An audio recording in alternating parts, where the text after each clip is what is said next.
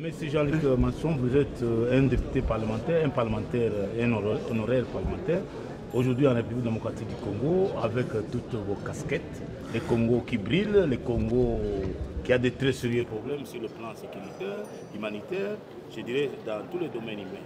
Qu'est-ce que les Congolaises et Congolais qui vous suivent en ce moment peuvent retenir à l'issue de votre visite à Kinshasa? Ils peuvent retenir qu'ils ont des élus qui, comme dans toutes les démocraties, sont très différents, ont des options différentes, mais qui savent s'unir pour défendre en commun leur patrie. Cela peut paraître banal, mais d'autres n'en sont pas capables. Pourtant, vous subissez une agression qui pèse lourd sur le déroulement de la vie normale du pays, en particulier quand il va dans des élections qui sont toujours des moments un peu où on a besoin davantage que le reste du temps de calme, d'ordre, pour pouvoir réfléchir et choisir le bien de son pays. Alors j'ai observé ça. La deuxième observation, c'est que la diversité s'est représentée pour nous accueillir et nous le considérons comme un honneur. Nous le recevons comme une marque de respect pour nous-mêmes et nous y sommes sensibles. Enfin, j'ai bien compris que le grand souci des élus, le président de la Commission des Affaires étrangères, le vice-président de l'Assemblée nationale, toutes les autorités qui se sont adressées à moi, m'ont adressé le même message, qui est une demande pour que les démocraties européennes assument leur discours. C'est-à-dire ne se contentent pas de faire des commentaires et des appréciations parfois malveillantes sur la démocratie des autres, mais respectent leurs propres principes. Il ne peut pas y avoir continuellement deux poids, deux mesures, disent-ils. On ne peut pas avoir des principes qui s'appliquent à l'Ukraine contre la Russie et ne pas avoir les mêmes à propos de la RDC contre son envahisseur rwandais. Et bon, voilà, j'ai pris cet exemple, mais il aurait pu être décliné. Et tous m'ont paru être très préoccupés par cette question de la sécurité. Et je crois que c'est normal qu'ils le soient. Quel pays ne le serait pas qui se sent envahi et perturbé dans le moment le plus important pour lui, qui est le moment où il choisit son destin, où il vote, enfin, nous connaissons tout ça.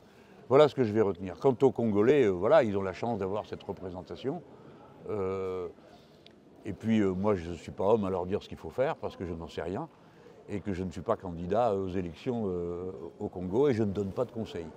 Je me contente de donner un regard sur le monde et surtout de recevoir le message qui m'est adressé. Je me sens investi d'une mission au retour.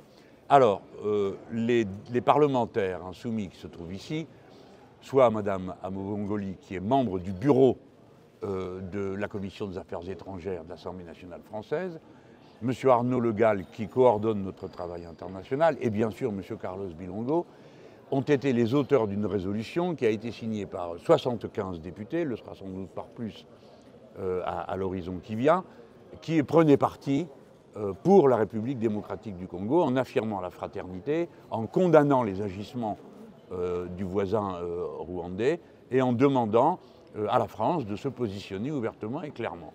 Depuis qu'ils ont déposé ce texte, une action a eu lieu également au Parlement européen et le Parlement européen a pris position clairement pour le retour à la paix et au cessez-le-feu, mais sans tourner autour du pot, en désignant le Rwanda comme responsable de collusion avec les forces que l'ONU a qualifiées de rebelles. J'utilise les mots de la plus grande institution internationale. Voilà, cette mission qu'ils ont commencée à l'Assemblée nationale est aujourd'hui bloquée au bureau de l'Assemblée nationale française. Il suffirait que le président Macron donne son avis, son accord, et nous pourrions avoir une résolution votée par le Parlement français. Et je tiens à préciser, sous le contrôle de mes amis qui me l'ont dit, c'est que si la condition pour que ce soit voté, c'est qu'il y ait un autre texte éventuellement écrit avec les parlementaires partisans de M. Macron, nous serions disponibles pour le signer et le voter, à la condition bien sûr que les responsabilités soient clairement indiquées et qu'on n'aille pas dire d'une manière ou d'une autre qu'après tout le Congo n'a qu'à se débrouiller, parce que ce n'est pas le sujet. Nous sommes tous co-responsables de l'ordre international. Nous ne pouvons pas nous en moquer dans une région du monde. Ou bien c'est le même ordre pour tout le monde ou il n'y en a pas. Et on aurait le pire à craindre s'il n'y en avait pas. Que vaut une condamnation qui n'est pas suivie de sanctions ? Pourquoi faire alors? C'est un jugement moral, nous sommes quoi? Les relations internationales ne peuvent pas être faites lorsque l'ordre international est mis en cause. Alors la stabilité des frontières, c'est pas vous, je vais apprendre ça, c'est la condition numéro 1 de l'ordre international. Il n'y a aucun ordre possible s'il n'y a pas de respect des frontières. Et le respect des frontières, c'est le respect de la souveraineté d'un peuple sur lui-même et sur son territoire. Ce sont des principes fondamentaux. La souveraineté ne se partage pas. Et si quelqu'un venait à manquer de documentation sur le sujet, je renvoie à lire les bons auteurs français du XVIe siècle, Baudin, qui expliquera très bien pourquoi la souveraineté ne se divise pas. Donc un territoire ne peut pas être le lieu, comme ça, d'un pilotage en fonction de la violence et de la force des uns et des autres. Donc les Congolais ont raison de demander des sanctions. Et s'ils ne les obtiennent pas, ils sont en droit alors de se poser des questions sur la légitimité des sanctions, qui par contre frappent la Russie ou peuvent frapper d'autres pays. Pourquoi n'y en a-t-il pas à propos de la RDC? Je vous avoue, je partage leur perplexité. Merci beaucoup. Vous avez parlé de la solidarité, c'est très important. À ce stade, vu la situation de la RDC, oui, qu'est-ce que le Congolais peut attendre de vous par rapport à cette solidarité? Alors, le mot solidarité, je le comprends, je le partage avec vous. Je lui préfère le mot d'entraide, car, comme l'a dit un excellent ami, dans la solidarité, il y en a toujours un qui demande. Tandis que dans l'entraide, les deux ont besoin. Alors je veux dire très solennellement, nous, Français, nous avons besoin de l'ordre international. Par conséquent, nous avons besoin de nous entraider avec les Congolais pour obtenir qu'ils soient rétablis dans cette région du monde. C'est notre intérêt mutuel. Ce n'est pas une concession que nous ferions par une faveur particulière parce que nous avons la même langue en usage commun. C'est que notre intérêt est qu'aucune puissance ne s'arroge le droit de passer les frontières et d'aller piller le voisin. Voilà. Et ça concerne les Français qui, je le rappelle, ont quand même été victimes de nombreuses invasions. Donc on comprend mieux, peut-être que d'autres, ce que ça signifie d'être envahi. Et nous comprenons ce que vous ressentez. Donc vous avez raison de réclamer des sanctions. Et ce que nous pouvons faire, nous allons le faire. C'est d'ailleurs pourquoi nous sommes là. Nous avons, nous les Insoumis, déposé une résolution. Nous n'en faisons pas une affaire partidaire, une affaire d'étiquette politique, ce n'est pas le sujet. Mais nous en avons pris l'initiative parce que nous avons des parlementaires conscients de l'enjeu pour la RDC. Nous avons aussi des sentiments, ça existe parfois en politique. Nous aimons un pays qui est la plus grande nation francophone du monde.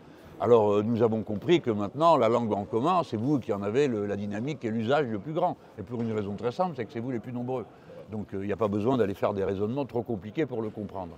Donc oui, il y a un lien d'affection qui existe, mais ce n'est pas lui qui motive notre attitude. Donc nous allons continuer notre bataille et nous allons demander au président de la République de dire à ses amis de laisser passer, accéder à la tribune de l'Assemblée nationale, cette résolution, de manière à ce que, officiellement, la France se prononce, comme l'ONU l'a fait, comme le Parlement européen l'a fait. Ça ne demande que de prendre la décision. La ministre française s'est exprimée sur le sujet une fois, mais bon, très bien, mais la ministre, c'est la ministre. Nous voulons que de plus hautes autorités de l'État, et d'abord la souveraineté du peuple français, s'expriment sur le sujet.